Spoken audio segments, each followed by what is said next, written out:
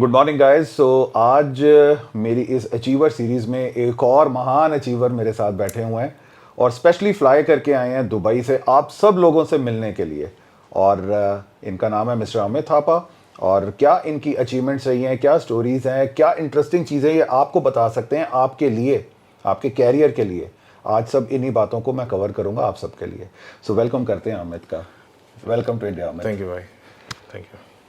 सो अमित, सबसे पहले तो मुझे खुद को बहुत खुशी होती है कि आपने लाइफ में जिस तरीके से अपने कैरियर को बिल्डअप किया है along with your athletic career. So थोड़ा सा प्लीज़ आप मेरे ऑडियंस को भी बताइए कि आपके प्रोफेशनल कैरियर में आप क्या एग्जैक्टली करते हैं along with your body building and everything. So I will not call my self body builder. अच्छा। तो ये पहली बात है। आपको मैं स्टार्टिंग से बताता हूँ, बहुत सारे जो लोग हैं फिटनेस के अभी तक उनको मेरे बारे में पता नहीं है, लेकिन मेरा यूट्यूब चैनल है, उसमें मैं बातें करता हूँ। और तो मेरी जो जर्नी स्टार्ट हुई है फिटनेस को लेके, वो बॉक्सिंग से हुई थी। और मैं नेशनल बॉक्सर रह चुका हूँ इंडिया से। वाह। और फिर मैंने स्विच किया टू एमएमए, और एमएमए से मैंने become a pro MMA fighter.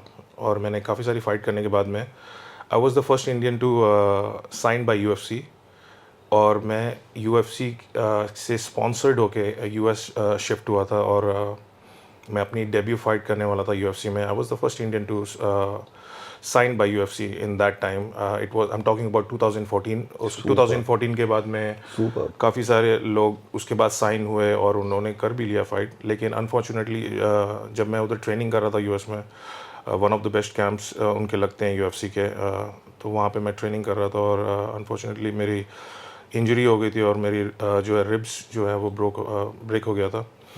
और उसको बहुत टाइम लगा रिकवर होने के लिए। So that was the reason I couldn't make it to the UFC. तो वो एक डाउनफॉल था मेरा एमएमए करियर को लेके। लेकिन उसके बाद भी मैंने रिकवरी के बाद में मुझे ऑलमोस्ट 1 साल लग गया रिकवरी को। और उसके बाद में मैंने वापस फाइट करना स्टार्ट किया, लेकिन यूएफसी में नहीं, क्योंकि यूएफसी ने जो कॉन्ट्रैक्ट हमारा साइन हुआ था वो कैंसिल हो गया, क्योंकि मुझे रिकवरी के लिए बहुत ज़्यादा टाइम लग गया था। वो कैंसिल हो गया। उसके बाद मैंने वापस से फाइट किया। और after few fights I realize कि मैं अब यूएफसी में नहीं जा सकता हूँ। सो जैसे अब मैं आपको बॉडी बिल्डिंग से कंपेयर करता हूँ ये चीज़ को, अगर समझो आप बॉडी बिल्डिंग कर रहे हैं, आपका मेन गोल जो होगा वो होगा ओलंपिया में जाना। True. ठीक है। तो ओलंपिया में अगर आप नहीं जा सकते हो तो आप बोलोगे कि मेरा एंड गोल क्या है। तो आप बॉडी बिल्डिंग को आप डाउटफुल देखोगे। ठीक है। तो ये जब मुझे ये समझ आ गया कि अब मैं यूएफसी में जाके खेल नहीं सकता हूँ, तो फिर मैंने थोड़ा ये था कि अब मैं ये छोटी ऑर्गेनाइजेशन में रह के ही फाइट करके ही अपना करियर ख़त्म करूँगा, क्योंकि इंजरीज भी होगी इसमें। ये बॉडी बिल्डिंग की जैसा नहीं है। ठीक है, आप जिम कर रहे हो, घर जा रहे हो, सो रहे हो, रेस्ट कर रहे हो, खा रहे हो, वैसा नहीं है। हम लोग को 6-7 घंटा ट्रेनिंग करनी है, डिफरेंट टाइप्स। किक बॉक्सिंग करना है, मुay थाई करना है, रेसलिंग करना है, जिजित्सु करना है, Nice. फिर स्ट्रेंथ एंड कंडीशनिंग भी करना है। यस। तो ये सब चीज़ें हैं। तो ये सब को देख के, क्योंकि बहुत टाइम कंज्यूमिंग भी है, और मैं रहता हूँ दुबई में, और जो मुझे अपने दूसरे भी काम देखने हैं। ठीक है। तो काम के बारे में मैं बताता हूँ थोड़ा सा। अब भाई बहुत काम के बारे में मुझे पूछ रहे थे। यस। तो मैं कुछ 12-15 साल पहले दुबई शिफ्ट हो गया था। और दुबई में मैंने एक जिस नॉर्मली जॉब जो है नॉर्मल स्टार्ट किया था एज अ बॉक्सिंग कोच। जब मैंने अपनी स्टार्टिंग किया, थोड़ा सा टाइम स्पेंड करने के बाद में मेरे अच्छे कॉन्टैक्ट्स बन गए थे, और I started training royal family. So that's how I मेरी जो ग्रोथ हुई वो थोड़ी फास्ट हो गई, और उसकी वजह से मेरे अच्छे कॉन्टैक्ट्स बन गए, और उसकी वजह से मेरा बिज़नेस वगैरह जो अच्छा डेवलप हुआ, और मेरी जो ग्रोथ थोड़ी फास्ट हो गई लाइफ में। तो यही है। अभी मैं अपना जो बिज़नेस कर रहा हूँ, और एक hobby, as a hobby body building कर रहा हूँ अभी मैं। तो अगर आप मेरी एमएमए करियर को देखो, मैं आपको इधर स्विच कर रहा हूँ बहुत सारी चीज़ें, लेकिन आपको इससे ये बता रहा हूँ क्योंकि मेरा एक आपको आइडिया आ जाएगा कि मैंने बहुत सारी चीज़ें की अपनी लाइफ में, इसलिए मैं बातें करता हूँ। तो ये सब करने के बाद में, जब अपने आप को फिट रखने के लिए मैंने बॉडी बिल्डिंग स्टार्ट कर दिया एज अ हॉबी। और मेरी बॉडी पहले से ही अच्छी थी, क्योंकि अगर आप मेरी फाइटिंग के और वीडियोस देखोगे और मेरे इंस्टाग्राम में देखोगे पुरानी पिक्चर्स, मेरी बॉडी काफ़ी अच्छी थी। तो लोग मुझे बोलते थे बॉडी बिल्डर। इसलिए मैंने अपने इंस्टाग्राम में लिखा हुआ है fighter not a body builder. Yes. तो अभी भी मैं अपने आप को फाइटर ही बोलता हूँ, बॉडी बिल्डर नहीं बोलता हूँ। उसके पीछे भी एक रीज़न है। अच्छा। इंडिया में बॉडी बिल्डर को सिर्फ 3 चीज़ों से आप जान सकते हो। ओके। अब मैं रफ दे रहा हूँ आइडिया, बहुत सारे हो सकते हैं, लेकिन 3 चीज़ बॉडी बिल्डर बन सकते हैं। ठीक है। एक वो जो एक नैरो जो विजन है इंडिया में ऐसा रखा हुआ है, एक ट्रेनर, एक बॉडीगार्ड, या तो आप सिक्योरिटी या कुछ चीज़ ऐसी कर सकते हो, या ट्रेनर तो पहला जॉब है। बाकी ये जो दूसरे जो है वो बहुत छोटा छोटा मार्जिन है, बाकी मेजॉरिटी है जो ट्रेनर। ये 3 चीज़ें हैं जो वो एक बॉडी बिल्डर कर सकता है। उसके अलावा आप एक ऐसा प्रोफेशन बताएं कि बॉडी बिल्डर जो है ये चूज करता है। आजकल इंडिया में जिम ओनर बन जाते हैं। नहीं वो तो वो अपना कर लॉन्च कर लेते हैं। अच्छा, आप जॉब की बात कर रहे हैं। अपना कर रहे हैं ना। ओके। जो एक विजन है, या जब आप बोलते हो ना बॉडी बिल्डर, तो बोलते हैं अच्छा ट्रेनर हुआ, ऐसा अब अभी नहीं, लोग अपना कुछ करने के लिए तो बहुत सारी चीजें कर सकते हैं। अगर आप आपके पास टैलेंट है, ठीक है, आपके पास एक एंटरप्रेन्योर आपकी वो है जो माइंडसेट है, तो आप छोटे से बिजनेस से भी स्टार्ट कर सकते हैं। छोटे बिजनेस को स्टार्ट करके रोल अप करके बड़ा कर सकते हो, बड़ा कर सकते हो। वो है। लेकिन जो एक नॉर्मल आदमी को देखा होगा ना, उसका जो माइंडसेट है बॉडी बिल्डर को लेके, वो ऐसा है, विजन है कि आप ये ट्रेनर हो सकता है, या तो ये पहलवान जो है वो बॉडीगार्ड हो सकता है, या तो बाउंसर हो सकता है। ऐसा एक माइंडसेट होता है। तो ये छोटा सा मेरा इंट्रो है। ये गाइस छोटा नहीं, एक हैवी वेट इंट्रो है। और इसमें से जो सबसे इम्पॉर्टेंट एक बात समझने वाली है वो ये है कि अमित ने बताया कि बॉडी बिल्डिंग उनका मेन प्रोफेशन ना हो करके वो उनकी एक हॉबी है। उन्होंने हॉबी वर्ड यहाँ पर यूज़ किया है। सो इन्होंने ज़्यादा स्ट्रेस ये डाला है कि अगर आपके अंदर स्किल है, वैसा माइंडसेट है, आप एंटरप्रेन्योर बन सकते हैं, तो व्हाई नॉट आप बिजनेस की तरफ भी जा सकते हैं। या अगर आप जॉब में जाते हैं तो ऑफकोर्स जॉब के लिए आपको आपकी पॉइंटर्स मालूम है कि किस तरफ आपको जाना है। अमित हैं खुद से एक बिजनेसमैन और इसके साथ साथ हैं ये बॉडी बिल्डर भी। अमित, बात करते हैं आपके दुबई लाइफस्टाइल की। मैंने बहुत बार सोशल मीडियम्स पर आपके इंस्टाग्राम प्रोफाइल पर देखा है कि आप बहुत जाने माने जो एथलीट्स हैं उनको आप कोचिंग दे रहे होते हैं, मतलब इंटरनेशनल जो एथलीट्स साथ में ट्रेन कर रहे होते हैं, उनके साथ ट्रेन भी आप कर रहे होते हैं। और आई एम प्रीटी श्योर कि आपके वहाँ पर बहुत सारे ऐसे स्टूडेंट्स भी होंगे जो आपसे ट्रेनिंग और कोचिंग लेते होंगे। क्या फ़र्क आप देखते हैं जब आप आउट ऑफ इंडिया बैठ करके इंटरनेशनल एथलीट्स के साथ में वर्कआउट कर रहे हैं या किसी को ट्रेन करवा रहे हैं, वर्सेस आप जब इंडिया की तरफ देखते हैं वहाँ से? कौन सी चीज़ आपको ज़्यादा बेटर लगती है या क्या कमी कहाँ पर लगती है? इसके बारे में थोड़ा सा ब्रीफली बताइए। इंटरनेशनल बॉडी बिल्डर्स को अगर मैं इंडियन बॉडी बिल्डर से कंपेयर करूँगा तो बहुत सारी डिफरेंसेस हैं लाइफस्टाइल में। जो एक मेजर लाइफस्टाइल डिफरेंस है एक फॉरेनर बॉडी बिल्डर का और इंडियन बॉडी बिल्डर का, आपने बहुत बार सुना होगा, अगर आपने जब आप इंटरव्यू लेते हो जी, ठीक है, आपने सुना होगा, आपने पूछा होगा उससे आपको खाना क्या पसंद है जब आपका ऑफ होता है, तो उसने बोला होगा दाल चावल, पूरी भाजी, छोले भटूरे, ऐसी चीज़ें बताइए। बिल्कुल बिल्कुल बिल्कुल, ठीक है। हाँ, मेजॉरिटी ऑफ टाइम मैं बोल रहा हूँ कि ऐसे ही बताया होगा। और ये सब चीज़ें फॉरेनर बॉडी बिल्डर्स की उसमें आती ही नहीं है। ठीक है। सो मैंने जो फॉरेनर बॉडी बिल्डर्स जिसके साथ में मैं रहता हूँ हमेशा ही, अब जैसे अभी ओलंपियन बॉडी बिल्डर है जिसमें व्लाड के साथ में वर्कआउट करता हूँ, ठीक है, व्लाड शोरुको जो है ओलंपियन बॉडी बिल्डर है, तो मैंने उसके साथ में, अब उसने ऑफ ले लिया है अभी, ठीक है, उसने अभी पोर्चुगल शो किया था, उसके बाद में ऑफ ले लिया। उसके ऑफ सीजन की जो मील्स है ना, वो हमारी डाइट की मील्स है। सुपर। जो हमारी जो पीक वीक में जो 6 हफ्ते में वीक में जो मील चल रही होती है ना, उसकी वो ऑफ सीजन में भी वही मील चल रही होती है। सो that's the difference between Indian body builders and the foreigner body builders, you know, कि जहाँ हम लोग थोड़ा सा पीछे रह जाते हैं इनसे। क्योंकि क्या होता है, जैसे हम लोग ने ऑफ लेते हैं ना, इंडियन बॉडी बिल्डर्स जैसे ऑफ लेते हैं, तो they go back to the basics. True. दाल चावल नॉर्मल, जो हम लोग, you know, we used to when we was kid, what how we used to eat Sundays, Saturdays, Sundays we used to eat the non-veg, right? बिल्कुल। And the rest of the 5 days we used to eat what? रोटी भाजी, दाल चावल, भाजी सब्जी, यही बनती थी ना। तो that's the basic of Indian lifestyle, जो हम लोग ये सब में आ जाते हैं फिर से।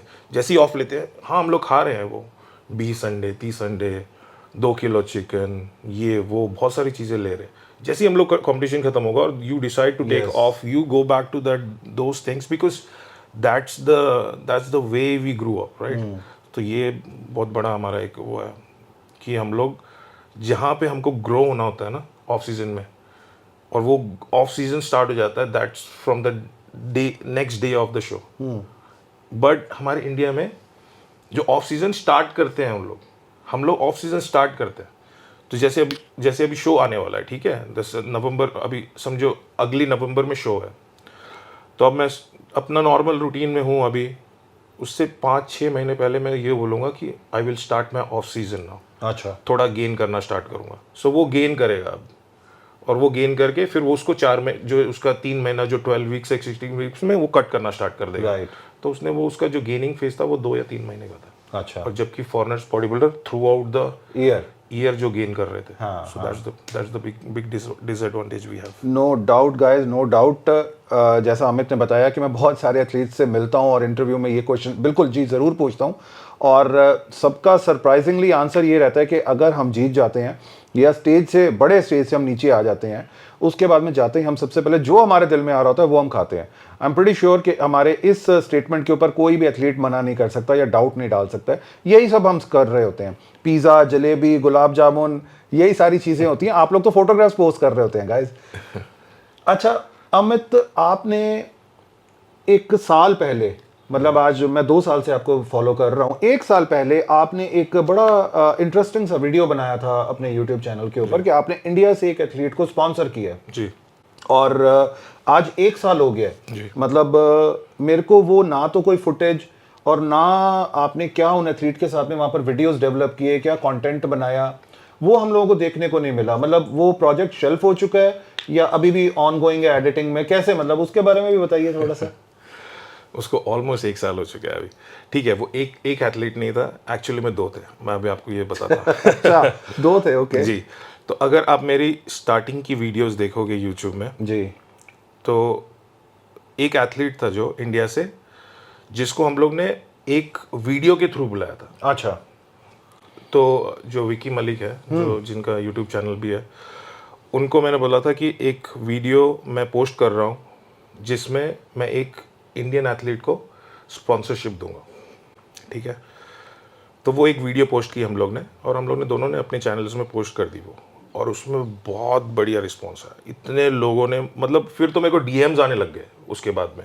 अब वो मैं जो छोटे एथलीट्स हैं उनकी तो बात ही छोड़ दो, मैंने उसमें क्लियरली अपनी वीडियो में ये बोल दिया था, अगर आप मेरे वो इंस्टाग्राम में अभी भी है, आप जाओगे उसमें मैंने ये बोल दिया था कि प्रो एथलीट्स को नहीं बुला रहा हूँ मैं। अच्छा, मैं एक एमेचर एथलीट को, क्योंकि मेरे को एक छोटे एथलीट को हेल्प करना था। ठीक है, इट वाज जस्ट हेल्प।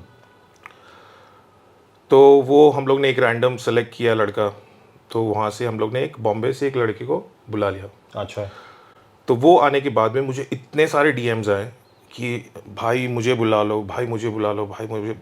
तो मैंने बोला ठीक है। तो उसके 1 महीने बाद मैंने बोला अब मैं एक प्रो एथलीट को बुलाऊंगा। अच्छा, ठीक है, लेकिन वो प्रो जो ये वाला जो था सिलेक्शन था ये, लेकिन एक ब्रांड को प्रमोट करने के लिए था। अच्छा, एज अ वो नहीं था कि आपको जस्ट आपकी तैयारी करनी है। तो ये चीजें क्लियरली पहले से ही मेंशन मेल्स हम लोग ने शेयर किया था, डिस्कस किया था, फिर मेल्स में शेयर किया था कि ये पॉइंट्स है, आपको ये वीडियोस बनानी है, आपको ये स्टोरी शेयर करनी है इंस्टाग्राम पे, आपको यूट्यूब में ये वीडियो बनाने हैं, ये सब पॉइंट्स हम लोग ने शेयर किया था।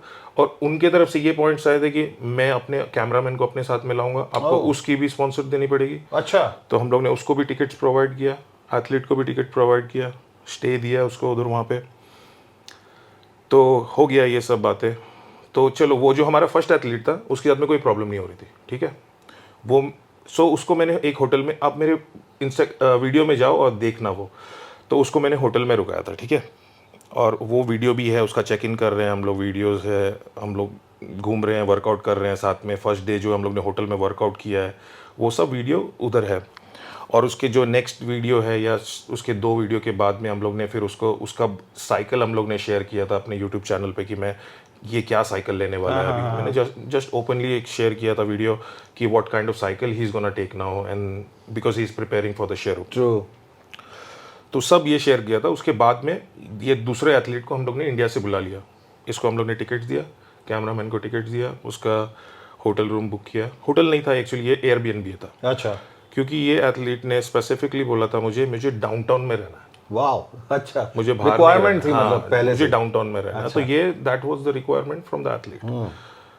तो ये बात बोली तो बोला ठीक है, डाउनटाउन में तो अब होटल तो काफ़ी ज़्यादा हो जाएगा। तो हम लोग ने बोला ठीक है, एयरबीएनबी कर देते हैं। तो अच्छे अपार्टमेंट उसको बुक कर दिया हम लोग ने। तो उसने वहाँ पे आ गए वो। उसके बाद में थोड़ा प्रॉब्लम स्टार्ट हुआ, मुझे ऐसा करना है, मुझे ऐसा करना है, ये अपार्टमेंट बहुत छोटा है।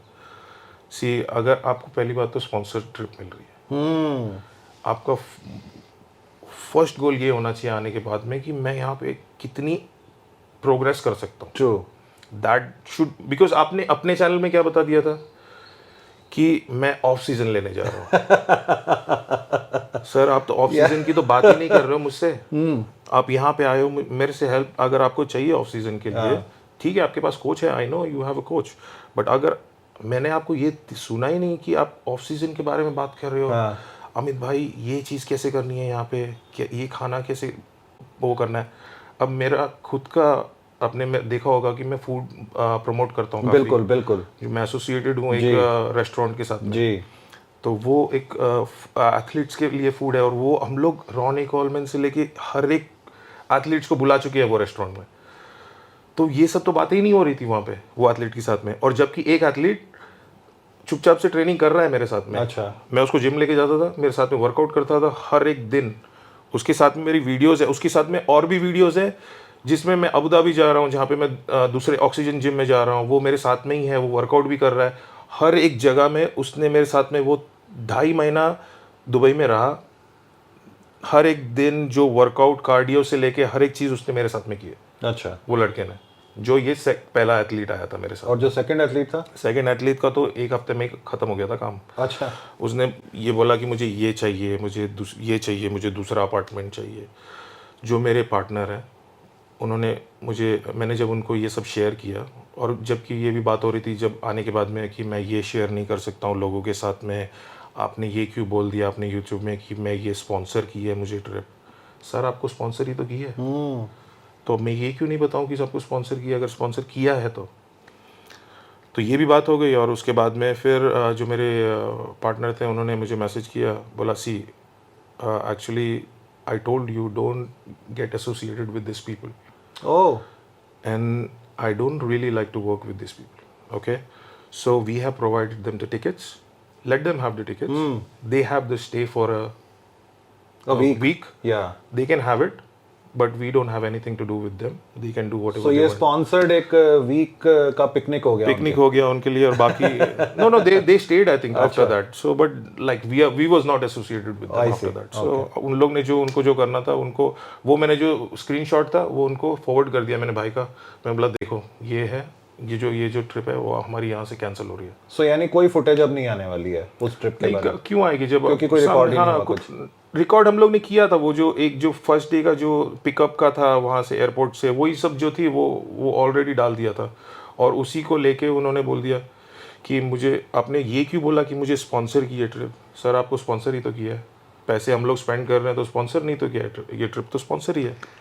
गाइज, ये क्वेश्चन पूछने का मेरा सबसे इम्पॉर्टेंट जो रीज़न था वो यही था कि आप में से बहुत सारे लोग मेरे को बहुत बार कोलैब के लिए या स्पॉन्सरशिप्स के लिए डीएम करते हैं कि सर हमें किसी कॉर्पोरेट से, किसी कंपनी से, किसी अच्छे ब्रांड से स्पॉन्सरशिप दिलवा दीजिए सो दैट हमारा जो कैरियर है वो थोड़ा आगे जा सके।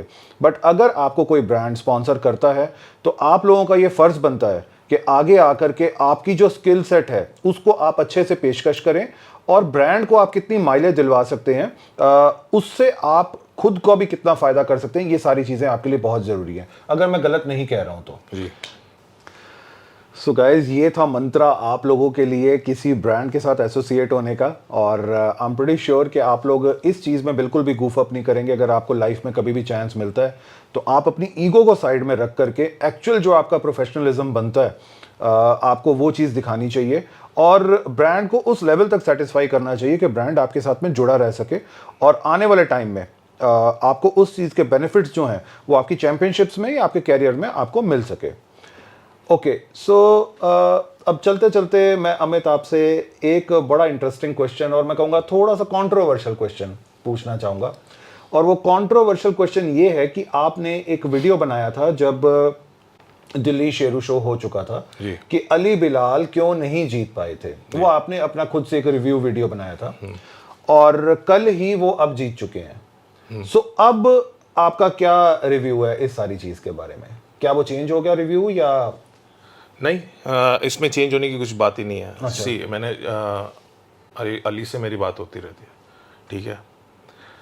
अली को हम लोग की बात तब हो रही थी अली से शो से पहले। अच्छा। And actually I was preparing for the show, तो मैं भी प्रिपेयर कर रहा था ये शो के लिए। और अली भाई से बात हो रही थी। अली भाई ने बोला मुझे कि मैं ये इधर रह रहा हूँ और मैं ये डेट्स में आने वाला हूँ। और फिर मैंने बोला कि मैं भी ये डेट में आने वाला हूँ, let's catch up and let's train together, you know. तो बोला ठीक है, हम लोग करते हैं। फिर बाद में ऑल ऑफ सडन, क्योंकि मुझे थोड़ा काम था और मुझे ट्रैवल काफ़ी करना पड़ रहा था, और मैं जस्ट, आपने देखा ही होगा मेरे इंस्टाग्राम में, I just came back from China ji. मैं वहाँ पे भी अभी काफ़ी ऑलमोस्ट 40 डेज़ था, तो मेरी थोड़ी वर्कआउट वगैरह भी थोड़ा छूट गया। तो व्यूज़ में बात करते हैं कि जो व्यू था उसको लेके, अली बिलाल के व्यू को लेके, no doubt Ali was looking amazing, but compare to that look and yesterday's look is day and night difference. Yesterday's show was crazy. He was looking, you know, in a different level. The front, as always, his front was outstanding. Back was improved. Back was looking, lower back was looking much defined, you know. Yeah. So different था package, और लेकिन ये show भी tough था। और वहाँ पे if I have to से कि वो जीत सकते थे, यस ही कुड, जो शेरू वो जीत सकते थे। अच्छा। ठीक है, लेकिन मैंने उनको अली भाई को बात मैंने मैसेज करके भी बोला है कि you are associated with the wrong people, इसलिए आपको शायद ये मिला नहीं है। क्या जवाब आया फिर अली का? तो अब वो छोड़ दो वो जवाब क्या बोलना है, अब उनका जवाब, अब मैं क्यों उनके तरफ से जो बोला हुआ बताऊं, ठीक है। ओके। तो मैंने उनको ये क्लियरली बताया, मैंने बोला सी, जो लोगों के साथ में आप एसोसिएट हुए हैं, मैं आपको ऐसे वो कर रहा हूँ, इसको एलाबरेट करके बता रहा हूँ कि आप ऐसे लोगों के साथ में अभी वो कोलैब किया है आपने और इन्वॉल्व हो आप। इन्वॉल्व तो मतलब उन्होंने वो हो गए थे, they was you know part of a before that, before the Sheru ji, लेकिन वो कनेक्शन था कहीं ना कहीं, ठीक है। तो उसकी वजह से, और वो जो दूसरी पार्टी है वो उसने यहाँ पे इतने प्रॉब्लम्स किए हर एक आदमी के साथ में, हर एक एथलीट्स के साथ में, so that affected his victory, I guess. So Ali Bilal को शो 100% जीतना चाहिए था यार। और भुवन की बात, see I really admire Bhuvan, because Bhuvan मेरे अपने लास्ट वीडियो में देख ही लिया होगा। फर्स्ट ऑफ ऑल मैं भुवन को फॉलो नहीं करता हूँ, ठीक है, जबकि मैं भुवन के बारे में जानता हूँ, मैं फॉलो नहीं करता हूँ, और मैं उसको एडमायर करता हूँ कि he is one of the athlete, you know, कि हम लोग में से from almost 1.4 billion he is the only one who is on the Olympia stage, right. And और ये बात है कि हम जितनी भी बड़ी कम्युनिटी है हमारी फिटनेस की, और सब उसको बुरा बोल रहे हैं।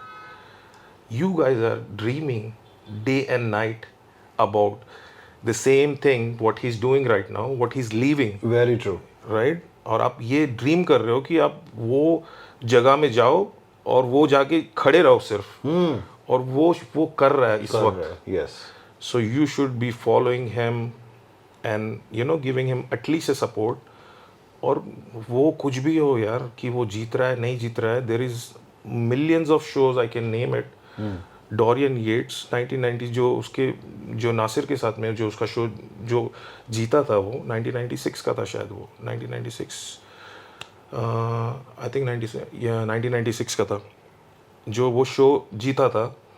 उसमें उसका एक बाइसेप ही नहीं था। सो एज अ सिमेट्री जब बॉडी देखने जाएंगे तो वो जीत ही नहीं सकता था वो शो, एज अ जो ये व्यूज़ थे बहुत सारे लोगों के, लेकिन वो फिर भी जीत गया। तो भुवन तो फिर भी कंप्लीट था, भुवन का कोई इंजरी नहीं था, भुवन का कोई बॉडी पार्ट मिसिंग नहीं था। यस, कंडीशनिंग के बारे में इधर उधर बोल सकते हैं, लेकिन ऐसे बहुत सारे शोज हैं जो लोग नहीं जीत देख रहे थे कि ये नहीं जीतेगा, लेकिन वो जीत गया। जीत गया। सो भुवन इज द सेम, एक एग्जांपल है हमारे सामने कि भुवन ये शो जीता है, लेकिन ये भी मत भूलो कि भुवन ने बहुत सारी अचीवमेंट्स कर ली अपनी लाइफ बिल्कुल में। बिल्कुल, नो डाउट इन दैट। तो अच्छा, आपने अमित बीच में जैसे बोला कि दूसरी पार्टी का इंडिया में जैसे बहुत सारे लोगों के साथ में ये वो, मतलब मैं अगर बात करना चाहूँ, आप भी दुबई बेस्ड हैं और वो दूसरी पार्टी भी अपने आप को दुबई बेस्ड ही बोलते हैं, मैं नाम नहीं लूँगा, सब लोग जानते हैं मैं किसके बारे में बात कर रहा हूँ। और पर्सनल कैपेसिटी पर मैं आपसे एक क्वेश्चन पूछना चाहूँगा कि वो लिखते हैं अपने नाम के साथ में एक टाइटल देते हैं कि I am the youth icon और fitness icon of India, but you are not doing anything good for Indian athletes. और मतलब मैंने नहीं देखा आज तक कि किसी एथलीट के लिए आपने कोई बहुत कुछ ऐसा कर दिया हो कि उसका कैरियर आगे चला गया हो। वो तो अभी रिसेंटली से ही आपने कुछ एथलीट्स को हायर करना शुरू किया। टू बी वेरी ट्रू, आप हायर एंड फायर वाली उस पर पॉलिसी पर काम कर रहे हैं। सो आपका इसके ऊपर क्या व्यू है कि रियली में आप उनको यूथ आइकॉन बोलने में बिलीव करते हो या नहीं करते हो, या कोई और आपके नजरिए में कोई और यूथ आइकॉन होना चाहिए हमारे पास? हमारे इंडिया में 2 यूथ आइकॉन हैं जी। अच्छा, एक राहुल गांधी है जो यूथ नहीं है और एक साहिल खान जो यूथ नहीं है। अच्छा ठीक है, अच्छा, आपने तो नाम ही ले दिया। खैर हाँ, तो जो क्लियर है वो क्लियर है। मैं अपने अपने अपने चैनल में उसका वीडियो डाल के नाम लेता हूँ यार, तो वो क्या बात होगी। तो सी, यहाँ पे हम लोग कोई झगड़ा नहीं कर रहे हैं, यहाँ पे सिर्फ अपना व्यू रख रहे हैं, पॉइंट ऑफ व्यू रख रहे हैं। It's a free country and it's a free world, we can talk about anyone. Yes.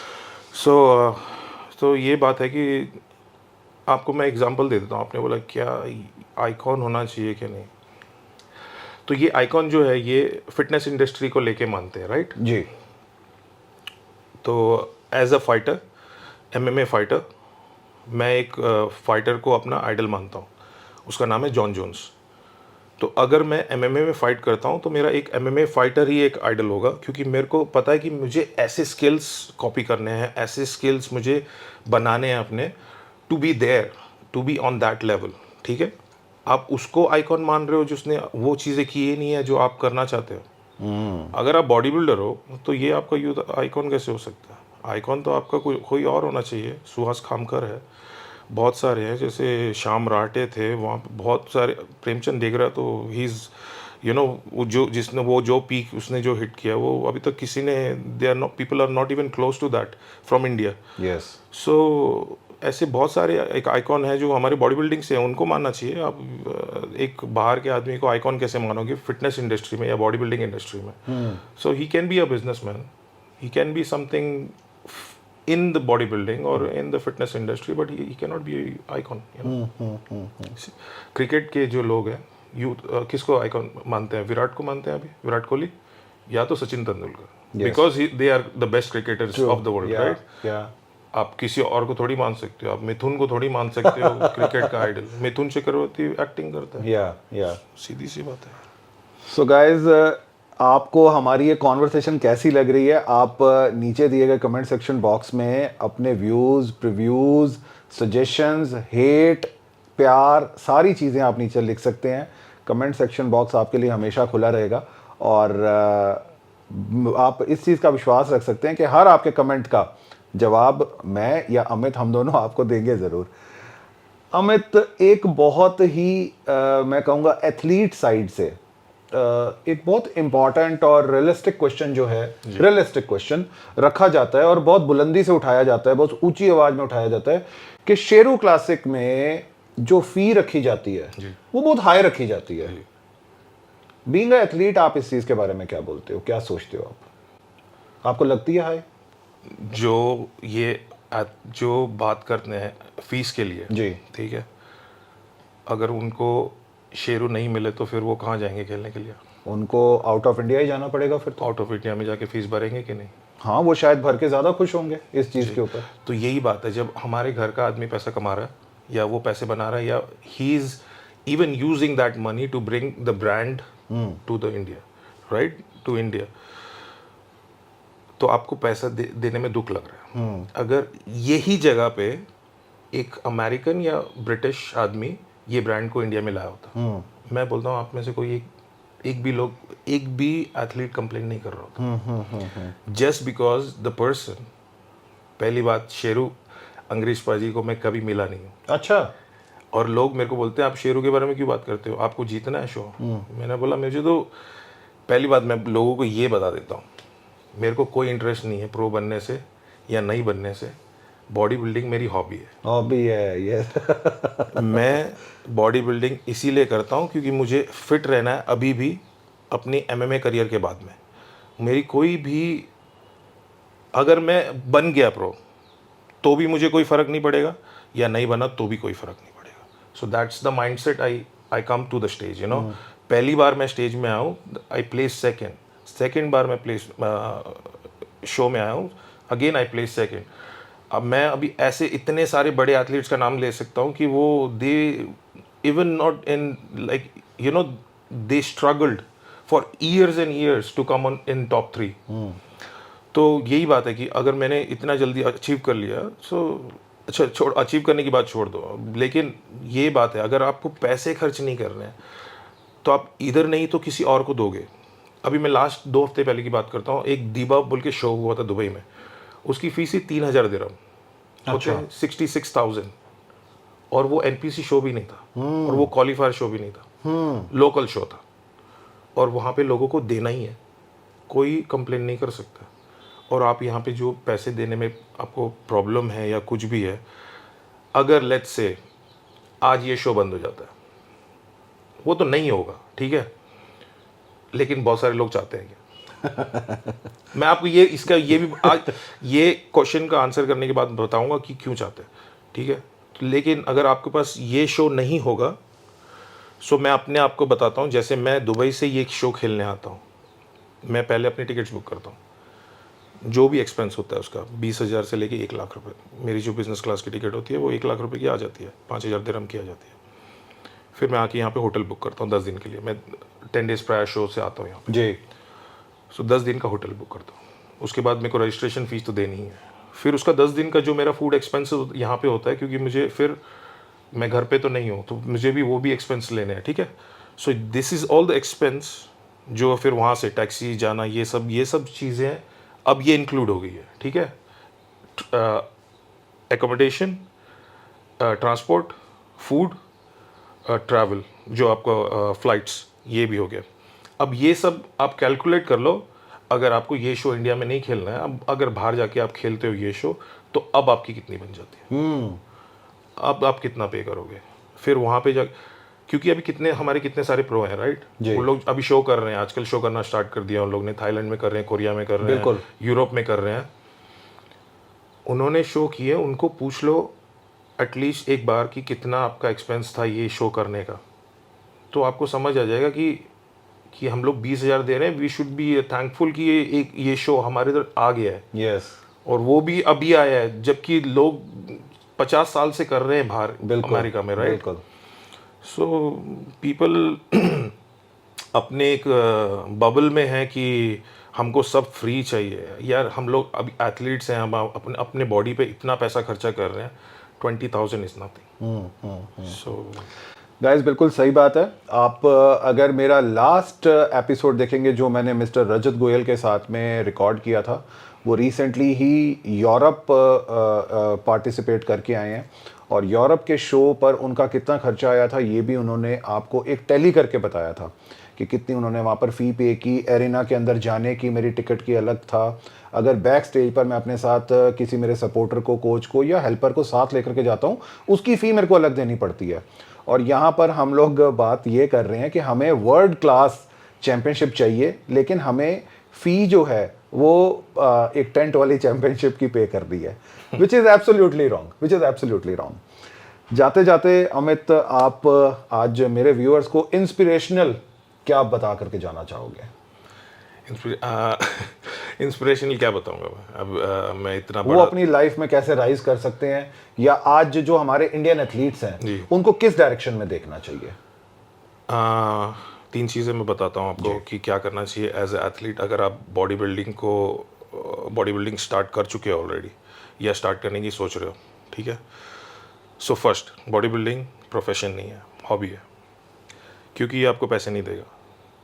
बहुत सालों के बाद में जब आप कुछ बन जाओगे या you will reach to the certain, मैं ये किस एक्सपीरियंस से बोल रहा हूँ, क्योंकि मैंने नहीं किया इसलिए नहीं बता रहा हूँ, क्योंकि मैं जिसके साथ में दिन रात जो ट्रेनिंग करता हूँ, ही इज़ ऑलरेडी ओलंपियन और he goes through the struggles, और वो कैसे पैसे बनाता है, आई नो एवरीथिंग, बिकॉज हम लोग साथ में ही रहते हैं, ठीक है।